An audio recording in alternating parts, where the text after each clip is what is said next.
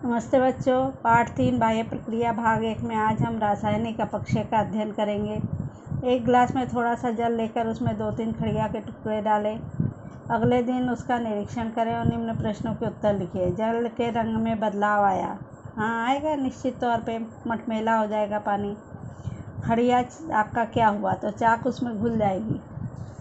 दूसरा प्रयोग है, लोहे की कीलें फुलिया गीले कपड़ों में लपेट कर रखिए। 2 दिन के बाद कपड़ा खोलकर निरीक्षण कीजिए और निम्न प्रश्नों के उत्तर दीजिए। कपड़ों पर दाग पड़े हैं, वे कौन से रंग के हैं? दाग तो पड़ते ही हैं, वे हल्के लाल रंग के रहते हैं। वे दाग कपड़ों पर किस कारण पड़े होंगे? क्योंकि कपड़ा गीला था और ये खीले और पुलियों ने का रासायनिक अपक्षय हुआ उस गीले कपड़े में, जो पानी था उसके साथ।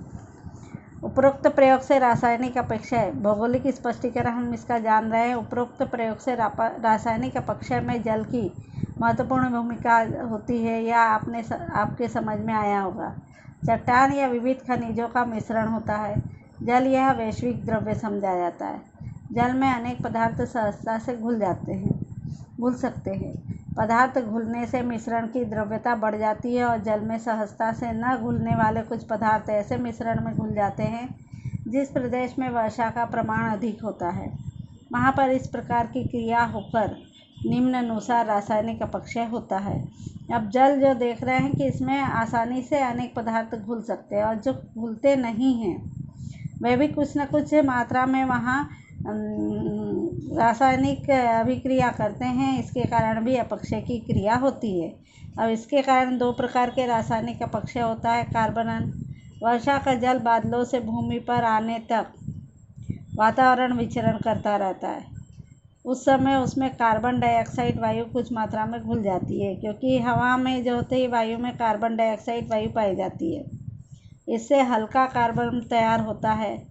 ऐसे अम्ल में चूने के पत्थर जैसे पदार्थ सहज घुल जाते हैं, जिसे हम जो साइंस की भाषा में देखते हैं तो रसायन शास्त्र में तो जल धन कार्बन डाइऑक्साइड बराबर कार्बनिक अम्ल, जिसे तुम रसायन शास्त्र में पढ़ते हो, H2O + CO2 = CO3। द्रवणीकरण विलयन, मूल चट्टान में से कुछ खनिज जल में घुल जाते हैं। जल के साथ बहकर उसकी क्षारता से रासायनिक अपक्षय से चूने का, जैसे अहमदनगर जिले के वड़गा दरिया में चूने के पत्थर का फिर से रासायनिक अपक्षय हुआ दिखाई देता है। उसी प्रकार द्रवणन की क्रिया से चट्टानों का लवण घुलकर चट्टानें कमज़ोर पड़ जाती है। तो इस तरह से कुछ खनिज जो होते हैं जल में घुल जाते हैं और इस प्रकार से वो घुलने के बाद उनका पत्थर भी बन जाता है, जैसे चूने का पत्थर। अब इसका उदाहरण हमें अहमदनगर ज़िले में देखने को मिलता है कि रासायनिक अभिक्रिया हुई और चूने का पत्थर तैयार हुआ। तो इसे कहते हैं द्रवणीकरण विलयन। इस प्रकार आज हमने अभी 2 जो है रासायनिक अपक्षय देखे हैं। धन्यवाद।